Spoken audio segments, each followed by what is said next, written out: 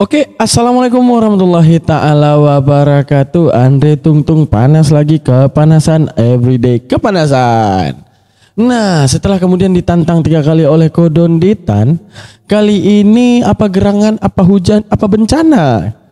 Dan kayaknya dia mau nantang Gurunda kita nih teman-temannya. Mau mencoba menantang Gurunda Juma. Kita lihat daripada thumbnail yang dia hadirkan ya. Nah, kita lihat daripada thumbnailnya, dia menghadirkan thumbnail yang seperti ini teman-teman.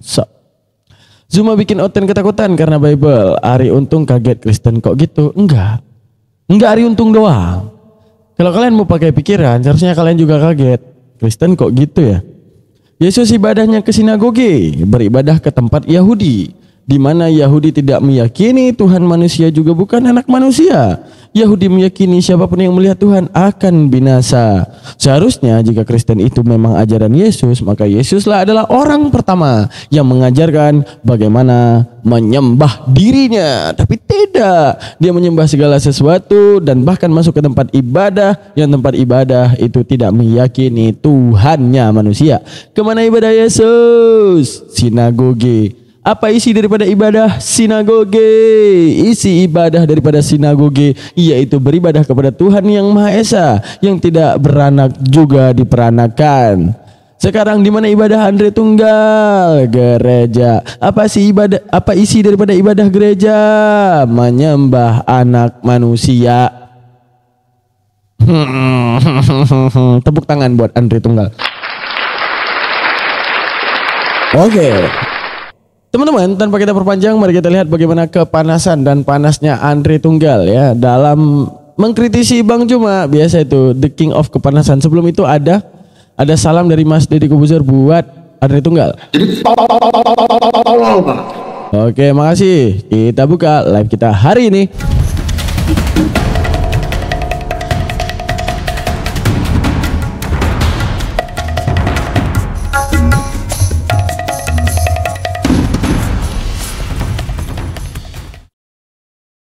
Oke teman-teman, mari kita dengarkan apa yang dikatakan oleh Bro Andre Tunggal. Halo teman-teman semua, bergabung lagi dengan Andre Tunggal di sini. Dan kali ini kita akan membahas satu topik yang menarik perhatian saya. Kenapa menarik perhatian saya? Karena kali ini kita akan membahas tentang seseorang yang katanya bikin orang Kristen ketakutan sedunia. Ya memang nggak pernah nonton debat Bang Juma. Nggak pernah nonton debat Bang Juma. Biasanya yang nonton debat Bang Juma itu dan naik Kristen ini biasanya Kristen antara dua. Kalau nggak kejang-kejang, opname biasanya gitu. Mau pendeta, mau bapaknya pendeta kayak gitu. Namanya adalah Bang Zuma, nama bekennya dia. Dan katanya dia ini membuat banyak orang Kristen gemeteran teman-teman. Benar. Kenapa begitu? Karena katanya para pendeta itu galau dan ditanya dan itu bikin orang-orang itu pada ketakutan. Nah, video yang bikin saya atau menarik perhatian saya adalah video dari Cerita Untung atau Ari Untung yang suka sekali mengundang orang-orang yang suka mencawe-cawe, ikut campur agama Kristen. Kok ikut campur agama Kristen? Nggak ada. Ikut campur agama Kristen nggak ada. Akan tetapi secara tidak langsung ya. Ini Bible udah muak sama kalian nih. Kalian nggak pernah meneliti ini sebenarnya Bible ini ngomong apa ke kalian. Nah, Bible karena muak ya kan. Mengutuslah seseorang untuk ngasih tahu ini isinya yang sebenarnya loh, jangan kalian ditipu oleh doktrin-doktrin gereja gitu. Nah, jadi Bible-nya ini seakan-akan Bang Zuma cuma perwakilan daripada bunyi Bible terhadap kalian. Kecuali Bang Zuma berdebat tanpa landasan dalil, tapi ini yang dibacakan dari kitab kalian sendiri. Mau bantah? Membahas agama Kristen dan salah satunya adalah Bang Zuma ini. Saya belum pernah membahas Bang Zuma, tetapi kali ini saya tertarik untuk membahas Bang Zuma. Karena waktu saya menonton saya cuman ketawa-ketawa terus. Teman-teman, inilah yang menjadi... Coba ketawa Anda tuh naik ke rumah Bang Zuma, biar tahu Anda masih bisa ketawa atau mencret gitu yang perlu kita ketahui ya. Tepuk tangan lagi buat Andre Tunggal. Luar biasa. Kira-kira cuplikan dari video Ari Untung tentang Bang Zuma. Mari kita saksikan sama-sama teman-teman. Ini dia orang paling berbahaya di TikTok. Yang pertama membuat saya tertarik itu ya Al-Quran sendiri. Ternyata di dalam Al-Quran itu ada ayat yang berbunyi, dan adalah orang-orang kafir itu tidak akan pernah berhenti menyesatkan manusia, dan mereka adalah saudara-saudara setan, pembisik-pembisik untuk masuk. Tuh, Andre Tunggal, saudara siapa? Nah itu, kalau sering nyesatin manusia tuh. Masuk ke dalam neraka itu dari dua golongan, jin dan manusia. Jadi kita cari manusianya ini yang mana. Sebagai apologet ternyata manusianya ini kita kurung pergerakan mereka kemudian. Musuh terberat Kristen itu Bible. Pendeta harus jujur itu mengakui.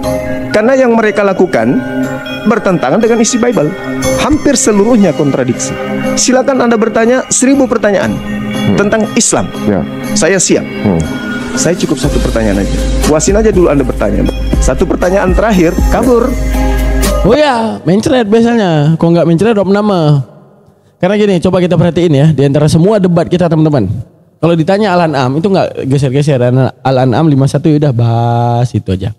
Mereka kita tanya Lukas, dalam Matius, ke Matius dia. Saya tanya ini, kalau di Matius ini gimana bang? Oh gini bang, di Filipi 2. Gue kagak tanya Filipi, gue tanyanya Matius. Gue yang udah gue rasain selama gue debat gini terus. Yang gue tanya Filipi, lu lari Matius. Kalau gue nggak mau ke Matius, gue mau ke Lukas, apa salahnya? Nggak ada, tapi bang gini pembelajarannya gini. Bukan soal pembelajaran. Di antara denomisasi kalian aja beda-beda cara meneliti ayat. Kenapa kami nggak boleh gitu? Oh harus punya Roh Kudus bang. Bagi Tritunggal, bagi denom yang lain, Anda tak punya Roh Kudus. Bagi Anda orang itu tak punya Roh Kudus. Jadi Roh Kudus itu apaan sih? Pertanyaannya, tolong sebutkan data dari dalam kitabmu adanya benang merah antara Kristen dengan Yesus. Tuh benar. Selama ini saya menjadi apologet dan bersama Bang Juma berapologet tidak pernah menemukan bagaimana benang merah atau kesinambungan antara Yesus sama Kristen. Kayak ibaratnya gini, kalau kita baca kitab mereka itu kayak ibaratnya Yesus berdiri sendiri, Kristen ini berdiri sendiri. Tapi cuma make aja ini orang yang ini orang nggak tahu apa-apa tentang Kristen, paham nggak? Wus, keren banget ya. Orang kalau menonton Zuma, dan banyak sekali warga 62 ini suka sekali menonton Zuma, dan kayaknya Zuma itu keren banget teman-teman. Ya udah cepat polemiknya karena terus. Itu teman-teman kita akan sama-sama lihat apa sih yang sebenarnya apa sih, ya udahlah gitu deh. Apa sih yang sebenarnya? Apa sih banyak kali apa sih naik ke rumah Juma lu mencret kagak lo. Oke, kita lihat ya. Kita skip ke video di mana dia mengkritisi Bang Juma ya. Dia bongkar nggak statement? Oh dia nggak bongkar statement di sini, yang ada di sini ya. Oke, dari sinilah kita lihat ya, daripada pernyataan Bang Juma dan dikritisi oleh Bro Andre Tunggal. Let's go, kita mulai. Dari sini, mulai. Ya, dan penilaian Anda dengan akal sehat Anda sebagai manusia beragama. Oke, dia menguji akal sehat kita. Kita lihat siapa yang nggak sehat sekarang ya. Saya tidak peduli agama apa Anda apa. Tapi sebagai manusia beragama di Indonesia, Anda nilai perkataan Zuma ini dengan akal sehat. Kok bisa mempelajari kitab agama lain itu? Apa karena tertarik untuk? Yang pertama membuat saya tertarik itu ya Al-Quran sendiri, di mana Al-Quran itu membeberkan isi hati orang-orang kufar, orang-orang kafir. Ternyata di dalam Al-Quran itu ada ayat yang berbunyi, iblis menyesatkan sampai turunan Adam itu bisa melakukan sesuatu yang jauh lebih iblis daripada iblis. Yang membuatnya kuat itu adalah saudara-saudaranya. Nah itulah kaum kufar. Pembisik-pembisik untuk masuk ke dalam neraka itu dari dua golongan, jin dan manusia. Jadi kita cari manusianya ini yang mana. Sebagai apologet ternyata manusianya ini kita kurung pergerakan mereka kemudian. Dari aspek pembahasan Quran, dan adalah orang-orang kafir itu tidak akan pernah berhenti menyesatkan manusia, dan mereka adalah saudara-saudara setan. Untuk membantu setan agar manusia itu durhaka kepada Allah. Anda baru simak apa yang jadi perkataan Zuma, dan Anda, agama apapun Anda, saya mengajak Anda menilai dengan akal. Banyak curhat, cepetan. Apa yang lu mau kritisi? Anda jangan lari, Anda jangan kabur, apalagi fanboynya Zuma. Jawab saya dengan jujur. Ketika Zuma berkata barusan seperti yang Anda dengarkan, Zuma bilang, sekali lagi saya bilang, Zuma bilang bahwa Quran menurut Zuma mengatakan bahwa kafir atau orang kafir itu saudaranya setan. Anda dengarkan tadi, saya tidak mengarang-arang. Kalian ditebus dosa juga ulah setan. Kok nggak ada ulah setan, siapa yang tebus dosa? Iblis merasuki Yudas, Yudas menjual Yesus, Yesus disalib. Sekarang pertanyaan saya nih, siapa yang bertepuk tangan di atas usaha iblis karena dosanya udah diampuni dan ditebus? Siapa yang sekarang euforia seneng banget di balik usaha iblis memasuki Yudas, merasuki Yudas, dan Yudas menyerahkan Yesus dan kemudian Yesus disalib? Siapa yang seneng banget karena hal itu? Siapa Bro Andri? Siapa yang seneng? Sekarang analoginya tentang saudara nih. Kalau saudara kita sukses, kita seneng, weh saudara gua sukses gitu. Nah, iblis merasuki Yudas, akhirnya Yesus disalib gara-gara iblis yang merasuki Yudas. Siapa yang senang karena itu? Bro Andre Tunggal dan kawan-kawan. Lalu siapa yang jadi saudara dan pendukung iblis? Siapa Bro Andre? Siapa? Sekarang kita meninjau. Umat mana yang kira-kira tidak setuju kalau Yesus itu disalib? Umat mana yang tidak menyetujui usaha iblis di balik merasuki Yudas tersebut? Islam. Jadi siapa yang jadi saudara iblis sekarang? Ya. Zuma berkata bahwa Quran bilang kalau orang kafir menyesatkan orang Islam. Zuma bilang orang kafir, kata Quran tadi, kata Zuma, tidak akan berhenti menyesatkan karena mereka adalah saudara setan. Ya. Jadi, menurut Zuma, Quran menyebut kafir sebagai saudara setan. Kami sebagai orang non-Islam atau non-Muslim, kami jadi bertanya-tanya Bang Zuma, dan juga terhadap para fanboynya Zuma. Kok ayat Quran yang katanya kitab suci Anda, mengapa menurut Bang Zuma terkesan membenci sekali orang non-Islam? Membenci sekali ya, kayak. Memang harus membenci sekali karena sosok yang menciptakan langit dan bumi itu satu doang, Bro Andre Tunggal. Enggak ada setiap agama yang diyakini maka Tuhannya juga benar semuanya. Misalnya ada 6 agama, juga ada 6 Sang Maha Pencipta. Jika penciptanya ada 6, maka langit dan bumi dibentuk oleh 6 kekuatan. Kekuatan dari ketuhanannya Hindu, kekuatan daripada Tuhannya Kristen, ketuhanan yang lain, apapun yang dikatakan agama melahirkan Tuhannya dan itu benar. Untuk menunjukkan gini, untuk satu pribadi, untuk satu yang dikatakan satu nih, akan tetapi kemudian beda pendapat, menunjukkan apa? Ada pendapat yang benar, yang lain pasti sedang memfitnah. Contoh, Daman ini satu. Orang yang mengenal saya akan bilang, dia orang baik, dia gini, dia gitu, dia apologet, bababababa. Nanti ada 7 orang nih. Nah, yang bilang, wah Daman itu jahat, Daman itu pembacok, ya, Daman itu pembunuh, Daman itu gini, menunjukkan apa? Segala persepsi tentang saya itu sedang diselewengkan. Maka patutnya ada pembelaan. Lalu apa yang akan dikatakan oleh Al-Quran tentang semua itu? Kenapa ada ayat-ayat yang berbunyi seakan-akan bentuk kebencian seperti itu? Allah ingin menegaskan, wahai manusia, lu itu udah gue beri, nggak usah wahai manusia, wahai Andre Tunggal dah.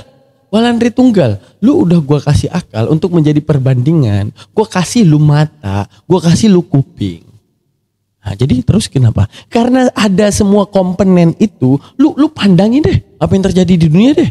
Lu pandangin deh apa yang terjadi di dunia. Nah, terus apa yang terjadi di dunia? Semua yang ada di dunia ini patut nggak disebut Tuhan? Yang ada di dunia ini nih, lu ketemu patung, lu bisa nggak hancurin patung? Bisa. Pantas nggak gua itu hancur sama seperti yang lu lihat? Nggak bisa. Lu lihat deh manusia, Daman aja lu lihat deh. Tuh lihat Bang Juma ada deh. Pantas nggak untuk seorang manusia itu bisa dikatakan Tuhan, bisa nggak? Lu bilang gua maha kuasa, tapi gua itu nggak bisa ngapa-ngapain.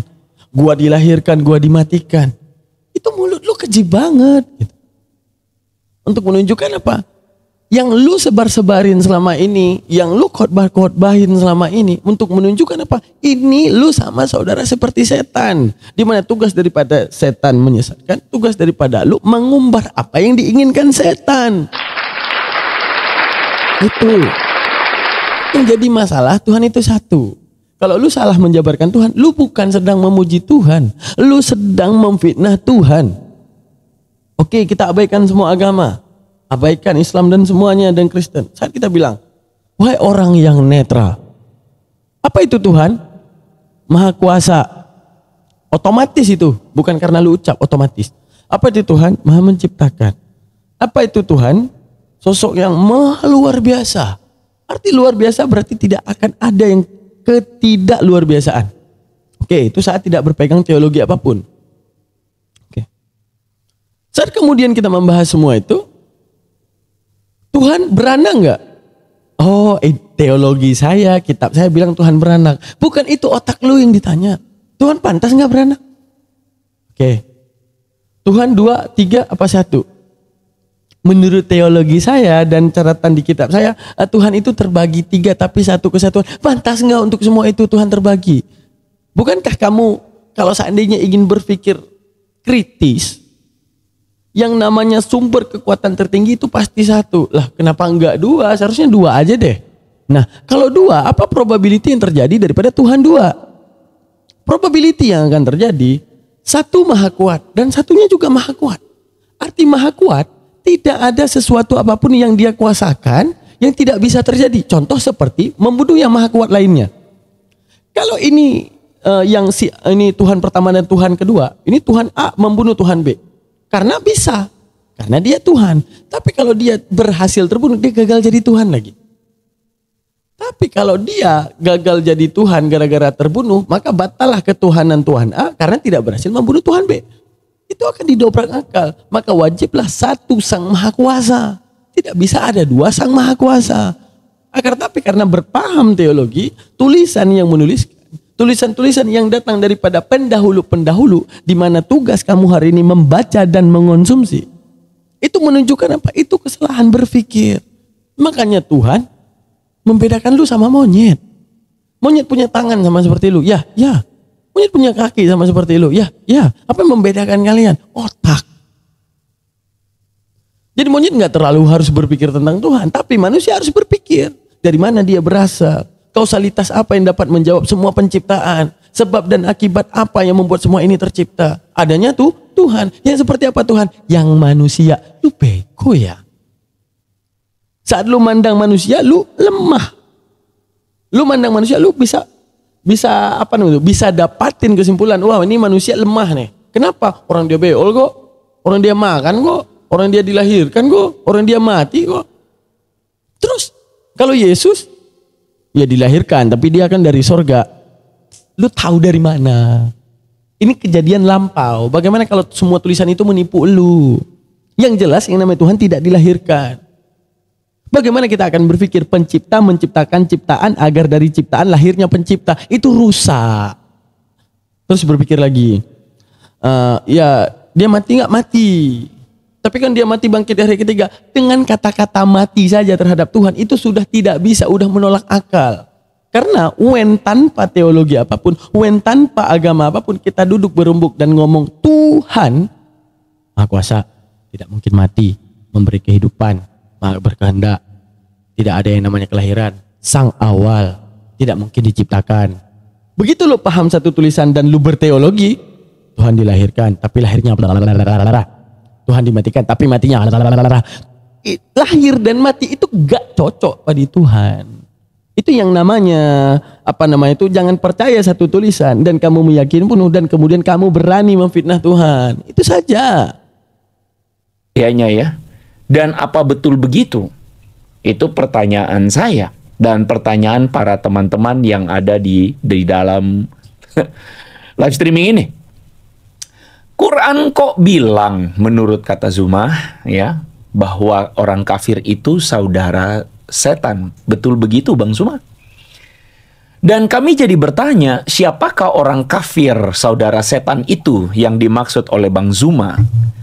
Menurut teman-teman, siapakah orang kafir itu yang disebut saudara setan atau Andre Tunggal, itu dia. Orang yang tidak henti-hentinya menunjukkan kesesatan. Agar kemudian orang yang menonton juga bisa ikut sesat sama sepertinya. Oke. Makanya Al-Quran itu tegas karena ini murni dari Allah. Artinya Allah bilang, ini manusia-manusia yang nggak bersyukur gua kasih otak nih, tolong nih Muhammad diatasin. Gimana ya Allah? Nih kasih tahu aja dalil-dalilnya nih. Kasih tahu bagaimana berpikir tentangku ini.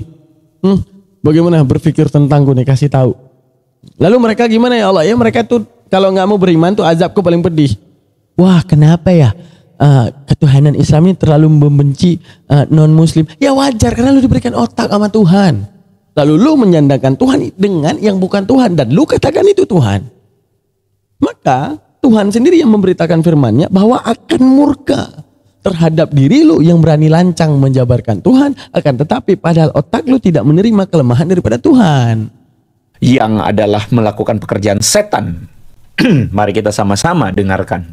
Dari sejak saya berdiskusi dengan mereka dari strata pendidikan apapun, saya katakan mereka hanya terlanjur beragama Kristen aja sih. Tapi sebenarnya mereka tahu Islam itu hak, Islam itu benar. Karena musuh terberat Kristen itu Bible. Pendeta harus jujur itu mengakui. Karena yang mereka lakukan bertentangan dengan isi Bible. Anda sendiri menyaksikan apa yang jadi konteks pembicaraan kata mereka oleh Zuma. Dan orang kafir yang disebut oleh Zuma adalah orang, silakan Anda sebut masing-masing di kolom live chat teman-teman. Saya tidak mau mengambil opini sendiri, Anda yang menilai. Karena saya sajikan apa ada. Banyak curhat lu, terserah lu menyembah biawa juga kakak peduli. Tapi lu buktiin kalau lu gak bermusuhan sama Bible. Kita tunjukin depan dia, teman-teman. Bahwa dia sebenarnya tuh bermusuhan sama Bible. Ini kita kasih contoh aja ya, contoh.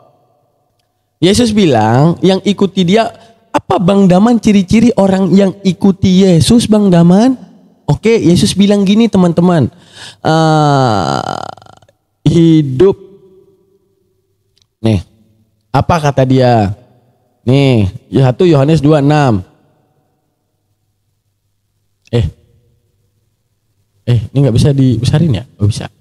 Nih Yesus bilang, barang siapa mengatakan bahwa ia ada di dalam dia, ia wajib hidup sama seperti Kristus telah hidup. Artinya meniru hidupnya Kristus.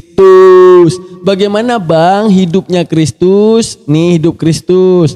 Yesus ke sinagoge.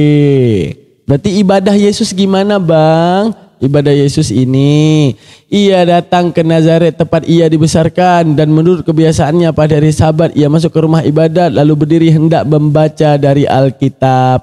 Alkitab kalian nggak ada di masa Yesus. Lu ganti-ganti anjir. Baca apa ya? Baca Taurat lah paling ya. Baca dari Alkitab. Alkitab mana ini? Oh keren nih. Ini bisa kita jadiin bahan diskusi nih. Oh, baca dari Alkitab. Alkitab mana tuh? Lukas, Matius, Yohanes, yang mana? Ini enak nih debat sama Oten nih. Alkitab mana nih? Alkitab mana nih yang dibaca nih? Iya keren. Coba kita lihat bahasa aslinya Alkitab ini apa ya? Oh ini bisa nih debat sama mereka, meninggal mereka nih. Ayat-ayat dahulu nggak ada ditambahin Alkitab. Lihat nih guys ya.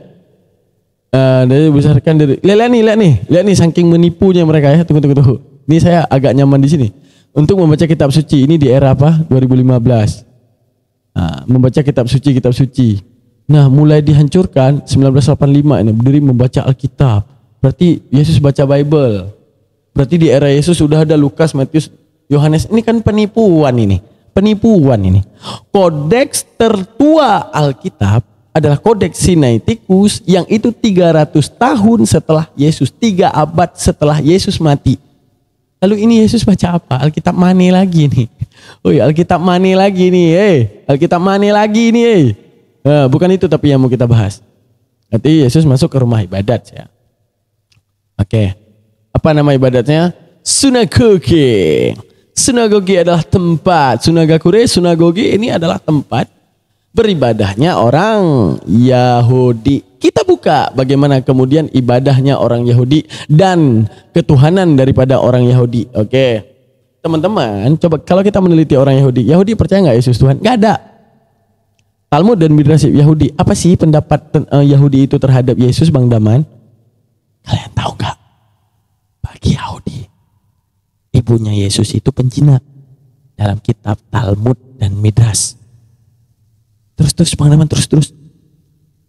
Dan juga Yesus itu dikatakan pendusta, pengkhianat juga. Jadi nggak ada yang mengimani Yesus sebagai Tuhan. Oh, oke Bang Daman, oke. Terus yang jadi masalahnya apa Bang Daman? Yang jadi masalahnya ketuhanan Yahudi. Hah? Gimana ketuhanan Yahudi Bang Daman? Ketuhanan Yahudi, asal kalian tahu, apa yang diajarin Musa? Tuhan bukan manusia, bukan juga anak manusia.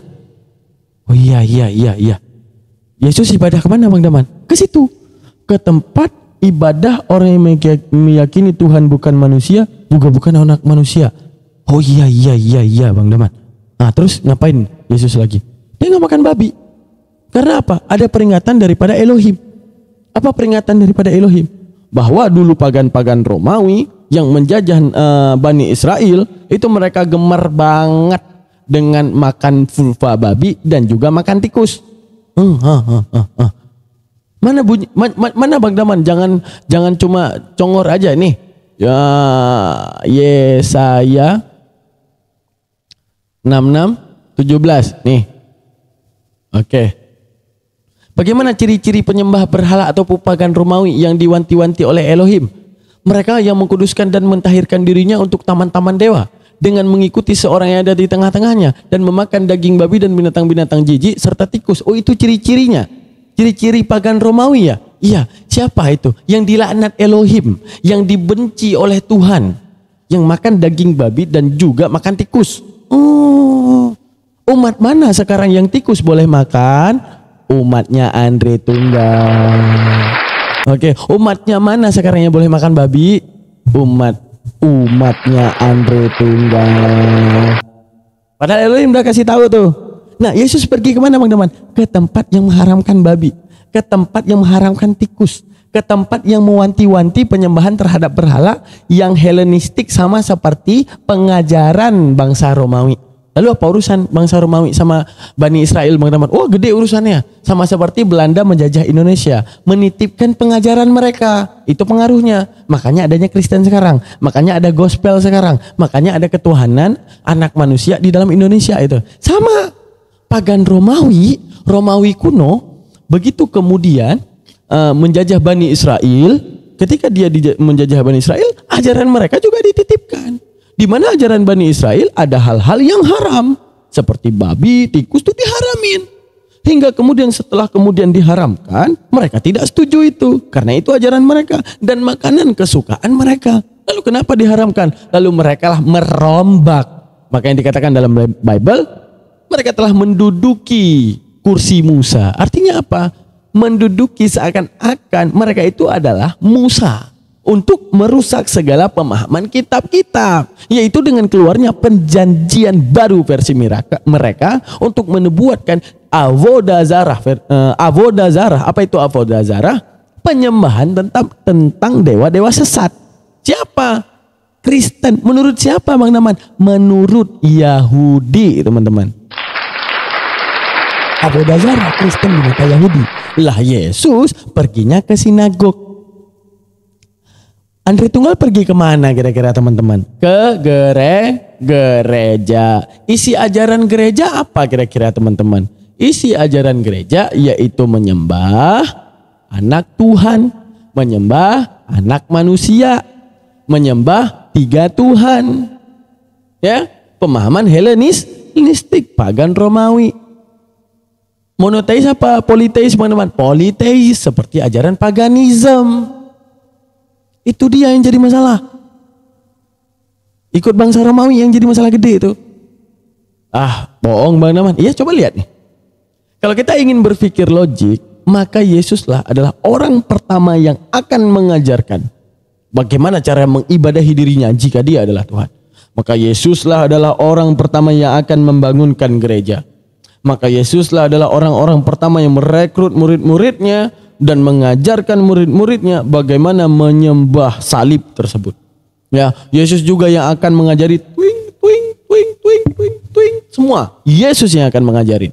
Yesus juga akan mengajarkan bagaimana sound system ya kan, dan nyanyi-nyanyi di gereja. Duluan Yesus yang akan mengajarkan agar kalian tidak terjadi perbedaan dalam penyembahan. Lah sekarang apa yang terjadi? Beda gereja, beda cara penyembahan. Katolik, Ortodok, Protestan. Ada yang pakai sound system, ada yang diem aja, ada yang sujud juga. Itu karena apa? Tidak berlandas. Kalau berlandas seperti Yesus, hidup sama seperti Yesus, sesuai nubuatan daripada Yohanes, maka satu penyembahan sama seperti yang Yesus lakukan. Yesus praktekkan. Masalahnya, tahu nggak kenapa kalian berbeda penyembahan? Yesus nggak praktekin apapun. Bahkan dia sendiri yang datang ke sinagogi.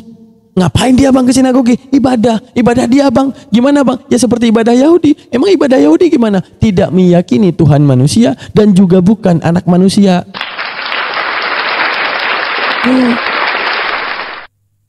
Berarti Yesus nggak pernah ngajarin penyembahan di gereja ya bang? Iya, orang nggak pernah ke situ kok. Terus ajaran mereka dari mana?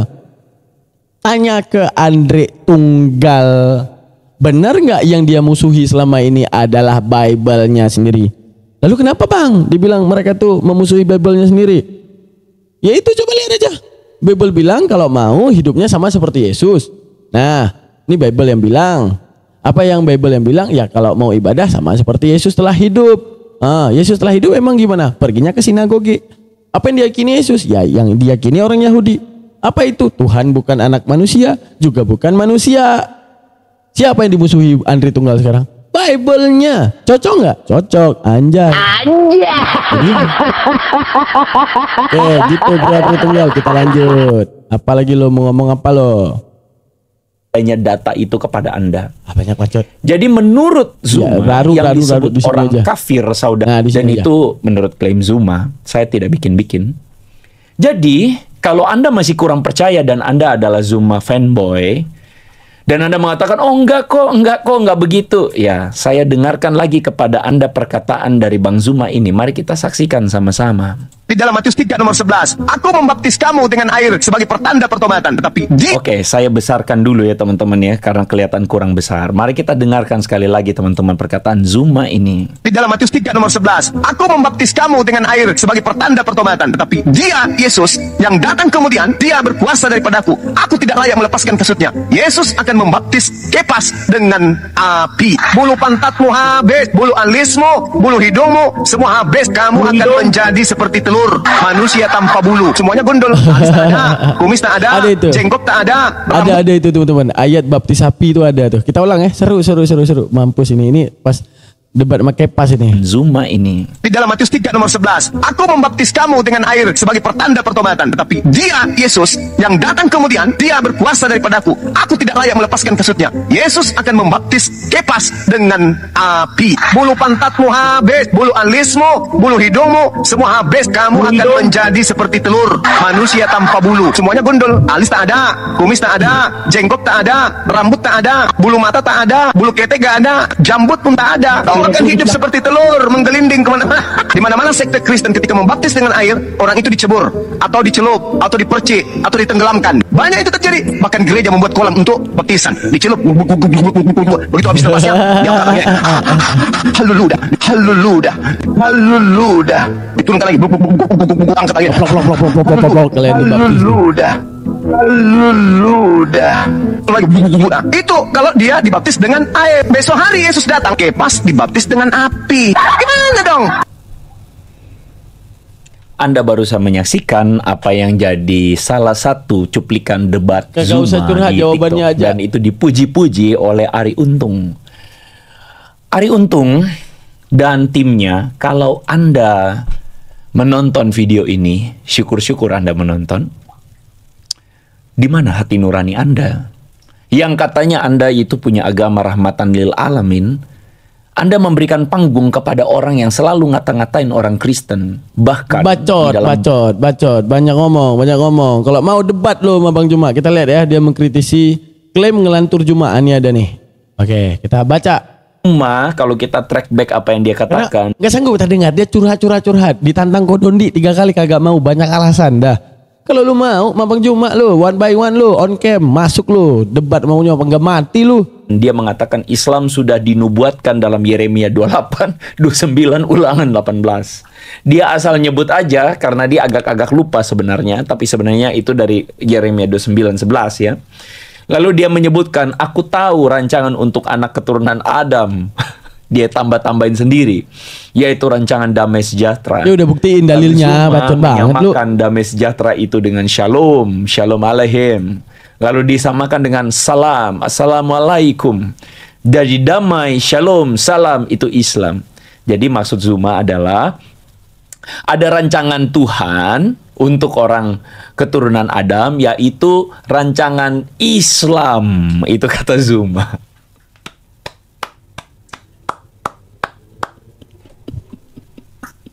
Cepet bantahannya. Bantahannya. Mana bantahannya? Cuma bisa ketawa doang nih orang sekarang gini. Tak meninjau ya teman-teman ya. Bagaimana cara menjelaskan bahwa rasul-rasul yang di belakang itu beragama Islam?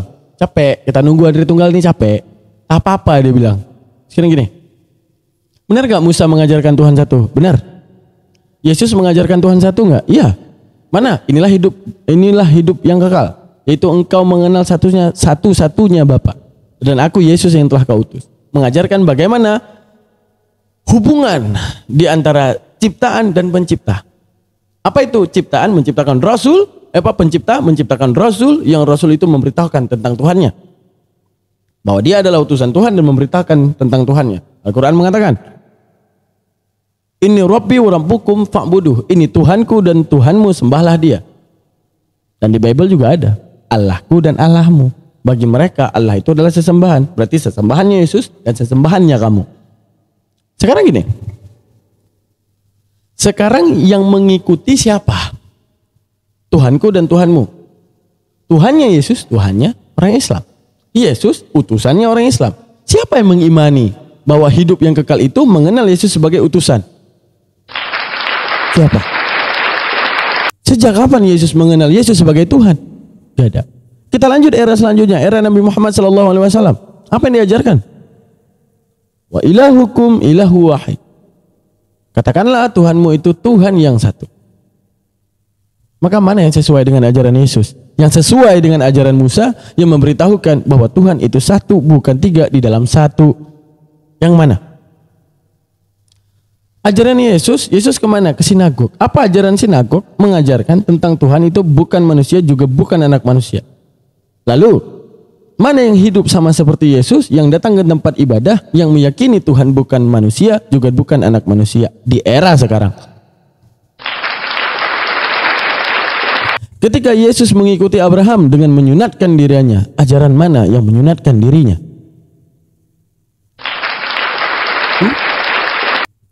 Ketika Yesus berdoa semalam-malaman terhadap Elohim dan berdoa, umat mana yang mempraktekkan doa tersebut sama seperti yang dipraktekkan Yesus? Lalu yang mana yang menyembah orang berdoa? Yesus datang berdoa kepada Tuhannya. Yang mempraktekkan sama seperti Yesus berdoa kepada Tuhan, umat mana? Dan yang menyembah orang berdoa itu siapa? Sekarang baru kita jawab. Sama seperti kayak kita analogikan gini. Kita punya nenek nih.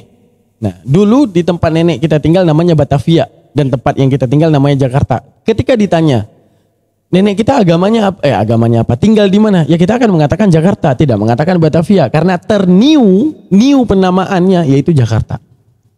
Maka kenapa kita mengatakan para rasul itu beragama Islam? Karena para rasul itu memberwartakan semua satu visioner, mulai daripada Abraham sampai kepada Nabi Muhammad, memberitakan Tuhan itu satu, tidak pernah tiga. Maka visioner yang terjadi daripada segala rasul dengan segala ajarannya, dan sesuai daripada penganutnya dan pengikutnya mengikuti rasul-rasul tersebut, seperti Nabi Muhammad yang beribadah mengikuti Nabi Ibrahim, yang seperti Nabi Muhammad merahmati juga Nabi Isa, yang seperti Nabi Muhammad juga memberkati Nabi Musa, yang mengakui keberadaan Nabi Musa sebagai utusan, mengakui keberadaan Yesus sebagai utusan, sama-sama rasul sama sepertinya, dan Allah memantapkan la nufarriqu ahadim min rusulih, jangan engkau membeda-bedakan daripada para rasul, di mana setiap rasul itu manusia sama sepertimu Muhammad, dia hidup dilahirkan, dia mati dimatikan olehku, kata Allah. Apakah Nabi Muhammad beriman tentang semua itu? Beriman. Apa yang Nabi Muhammad imani? Bahwa Rasul sebelumku itu datang sama sepertiku, memberitahukan kebenaran. Kata Allah dalam Al-Quran, "Dzalikal Isa qaulun haq falladzi yamtarun." Itulah Isa yang datang membawa kebenaran, akan tetapi mereka meragu-ragukan kebenaran daripada mulut Isa alaihissalam, daripada mulut Yesus Kristus. Umat mana yang meragui segala pernyataan daripada Yesus Kristus? Cuma Andre Tunggal doang. Oke, cukup sekian pengkritisan kita pada hari ini yang terhadap Andre Tunggal tuh ya. Dan tidak ada salah apa yang dikatakan oleh Bang Juma, mereka musuhnya tetap Bible-nya sendiri. Yesus bilang ini, mereka mempraktekkan itu. Yesus ngomong gini, mereka maunya gitu. Terserah mereka juga, teman-teman. Yang kalau kata Al-Quran, barang siapa yang kafir dan menduakan Tuhan, menserikatkan Tuhan, dan juga menghina Tuhan, tempat terabadinya yaitu neraka, menjadi bebatuan neraka, menjadi kayu-kayunya neraka, untuk kemudian mereka didapati azab yang paling pedih. Maha benar Allah dengan segala firman-Nya. Jangan lupa subscribe, like, dan komen. Jangan lupa follow, subscribe akun baru saya ya. Saya punya YouTube baru, namanya Logika Apologet Islam. Insya Allah jangan lupa di subscribe, Logika Apologet Islam. Jangan lupa dicari dan di subscribe teman-teman ya. Terima kasih banyak. Jangan lupa tinggalkan komentar Anda di kolom komentar apapun itu. Semoga Allah merahmati Anda, memberikan rezeki yang luas, dan menetapkan iman Anda sampai hari kiamat. Terima kasih banyak. Saya akhiri dengan kata-kata Andre Tunggal, teruslah kejang-kejang sampai seumur hidup, karena belum tutup, belum. Teruslah kejang-kejang seumur hidup, karena neraka menanti Anda. Oke, dari Deddy Kobuzer buat Andre Tunggal. Oke, assalamualaikum warahmatullahi taala wabarakatuh.